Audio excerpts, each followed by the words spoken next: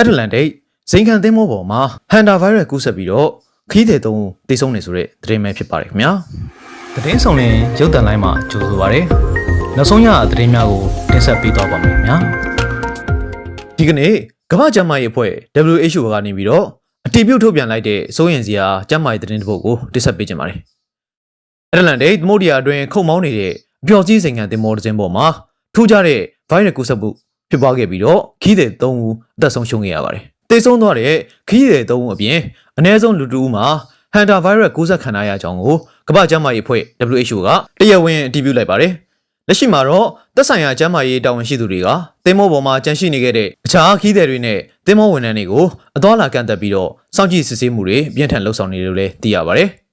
ကျန်းမာရေးပညာရှင်များရဲ့ရှင်းလင်းချက်အရဟန်တာဗိုင်းရပ်ဟာရေဘူးရအဖြစ်ကြွက်လိုကိုက်ဖြတ်စားတောက်တတ်တဲ့တိရစ္ဆာန်တွေရဲ့အညစ်အကြေးစီးနဲ့ဒရွေးတွေကနေတဆင့်လူကိုကူးစက်တတ်တဲ့ဗိုင်းရပ်မျိုးဖြစ်ပါတယ်။ကူးစက်ခံရပါကပြင်းထန်တဲ့တက်ရှူလမ်းကြောင်းဆိုင်ရာယောဂလက္ခဏာတွေကိုခံစားရနိုင်ပါတယ်။ပုံမှန်အားဖြင့်လူတဦးကနေတဦးကိုကူးစက်လိမ့်မရှိပေမဲ့ယခုကဲ့သို့လူအများပြားစုဝေးနေပြီးတော့ပိတ်လောင်နေတဲ့သင်းမောပေါ်မှာတော့ကူးစက်မှုဖြစ်ပွားရခြင်းကကျန်းမာရေးအဖွဲ့အစည်းအတွက်ကြီးမားတဲ့စိန်ခေါ်မှုတစ်ရပ်ပဲဖြစ်နေပါတယ်။လက်တလောအခြေအနေအရအဆိုပါစိန်ခံသင်းမောကိုဘယ်စိတ်ကမ်းမှာစိုက်ကောက်ခင်ပြုမလဲဆိုတာနဲ့ယောဂပြန်ပွားရေးထိန်းချုပ်မှု